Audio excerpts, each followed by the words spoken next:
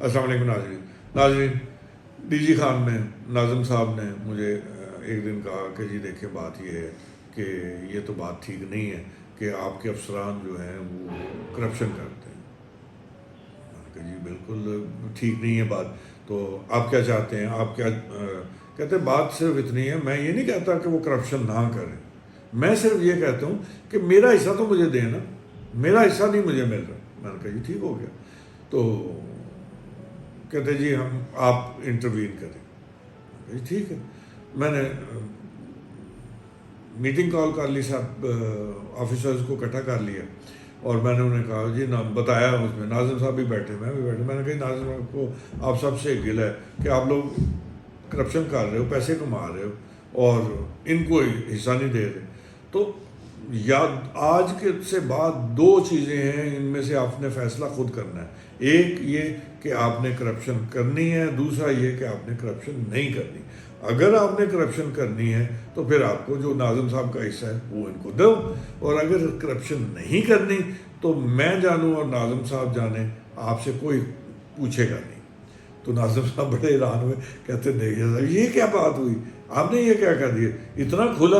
میں نے کہا بھائی بات یہ ہے کہ مجھے یہ طریقہ نہیں آتا، میں نے دو نمبری میں نہیں جانتا، میں تو یا کرتا ہوں یا نہیں کرتا، کروں گا تو میں ننگا ہو کھڑا ہو جاؤں گا، سیدھا ہو جاؤں گا، نہیں تو پھر نہیں ہے۔ تو میں نے تو یہ نہیں کہا کہ جی مجھے حصہ دو، میں نے تو آپ کا حصہ، آپ نے مجھے کہا کہ جی حصہ نہیں دے رہے، تو میں نے کہا ٹھیک ہے۔ اسی طرح ناظرین، ہم نے بھرتیاں کرنی تھی، اسکول ٹیچرز تھے، تو ناظم صاحب نے اپنے بندے جو ہیں وہ کہا کہ جی ان کو ایکٹیو کیا۔ میں نے ڈی ای او کا کہا، میں نے کہا ٹھیک ہے جو ناظم صاحب کے بندے ہیں وہ ضرور دیکھو، اگر 19-20 ہو تو ان کو کنسیڈر کرو، لیکن 18-20 نہیں کرنا۔ بہرحال ناظم صاحب نے مجھے گلہ بھی کیا، انہوں نے کہا کہ جی دیکھیں اب یہ بھرتیاں ہو رہی ہیں تو ہمیں تو اس میں کچھ نہیں ملا، تو یہ میں نے کہا جی دیکھیں ایک کام کرتے ہیں، مجھے ایکسرسائز کروا لینے دیں، وہ ایکسرسائز کرنے کے بعد جو میرٹ پہ لوگ آئیں گے میں اس کی لسٹ آپ کو دے دوں گا، پھر آپ جانیں اور وہ جانیں، میں آپ کو تھوڑا ٹائم بھی دے دوں گا، تو وہ اس کے بعد آپ ان سے لین دین کر لیجئے گا جو بھی کرنا ہے۔ تو بہرحال انہوں نے کہا چلو یہ بھی ٹھیک ہے، تو ہم نے وہ چیزیں ساری اشتہار باقی جو بھی کوڈل فارمیلٹیز پوری کی، میرٹ پہ ساری وہ لسٹ بنائی۔ جب لسٹ بنائی تو وہ میں نے ان کو کہا جی یہ لسٹ فائنل ہے، یہ ہے لسٹ، آپ دیکھ لیں اور اب آپ جانیں، آپ کا کام جانیں۔ اور ساتھ جو ہے نا، اب لوگ جو ہیں بڑے سمجھدار ہیں ناظرین، لوگوں کو پتہ ہوتا ہے، ایک تو مجبور بھی بہت ہیں، غریب بہت ہیں، ڈی جی خان آمدن کوئی نہیں، ذرائع نہیں، اب اس ذرائع نہ ہوتے ہوئے نوکری کے لیے لوگ دیتے ہیں پیسے، لیکن مجبوری میں دیتے ہیں نا، کچھ نہ کچھ بیچتے ہیں، اپنے گھر کا سامان بیچتے ہیں، بیل بیچتے ہیں، زیور بیچتے ہیں، اور پھر اس آس میں کہ ہمیں نوکری مل جائے گی، ہمارا روزگار چلے گا، تو وہ لوگ کر لیتے ہیں۔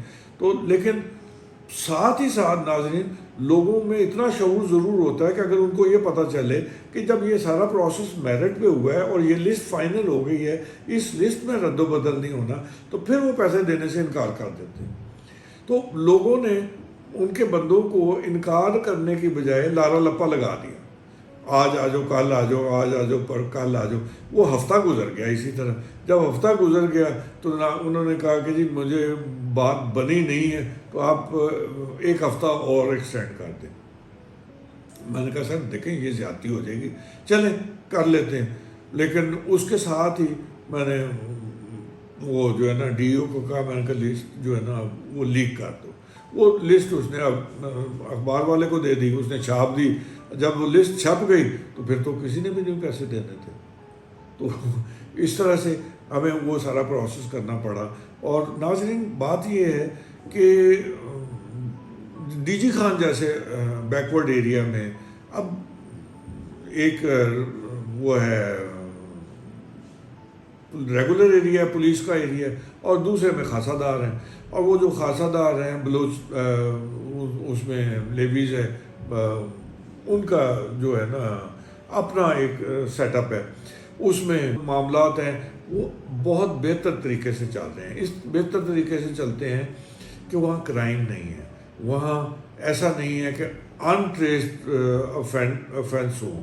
ہاں یہ ضرور ہے کہ جو بلوچستان سے روڈ آ رہی ہے سخی سرور کے پاس یا اس سے اوپر، یہ ہے کہ اپنی ناکہ لگاتے ہیں، چیک پوسٹ لگاتے ہیں اور اس میں سے دیہڑیاں لگاتے ہیں اور اچھی خاصی دیہڑی لگتی ہے بہرحال.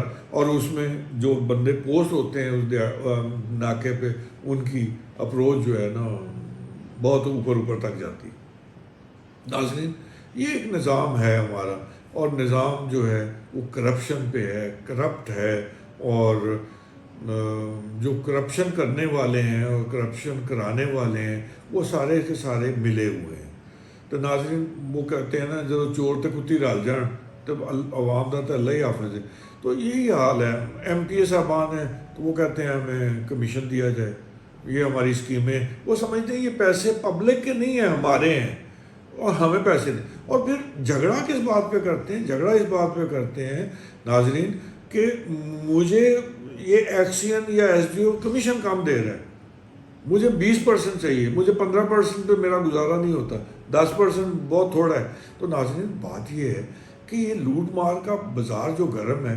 لیکن پہلی بات تو یہ کہ 30% کے قریب تو محکمے نے لے لینا ہے، جس میں ایکسین بھی ہے، ایس سی بھی ہے، ایس ڈی او بھی ہے، اور اس کا اوورسیئر بھی ہے. سارا عملہ ہے جنہوں نے پیسے لینے ہیں. پھر اس کے بعد 30% سے کم نہیں لیتا ٹھیکیدار، وہ کہتا ہے یہ میرا حق ہے کہ جو میں نے ٹھیکہ لیا ہے تو مجھے دینا. اب 15% ایم پی اے کو دے دیں، 30-35 ادھر چلے گئے، 30-35 ادھر چلے گئے، اور 15 ان کو دے دیے، تو یہ تو 80-85% چلا گیا. تو ناظرین یہ جو پیسہ ہے ہمارا، ہماری خون پسینے کی کمائی جو ہے، جو ٹیکس منی ہے، جو M P As M N As کو یا سینیٹرز کو فنڈ کی صورت میں ملتا ہے، اس کا 80+% ضیاع ہو جاتا ہے، ضائع ہو جاتا ہے، بندر بانٹ ہو جاتی ہے. تو لوگوں پہ کیا خرچ ہونا ہے؟ جی ہاں ناظرین یہ ہمارا نظام ہے، ہمیں اس کو بدلنا ہے، ہمیں اس میں تبدیلی لانی ہے، ہمیں اس میں اصلاح کرنی ہے. اپنا خیال رکھیے گا، اپنی راہ سے مستفید کیجیے گا. شکریہ.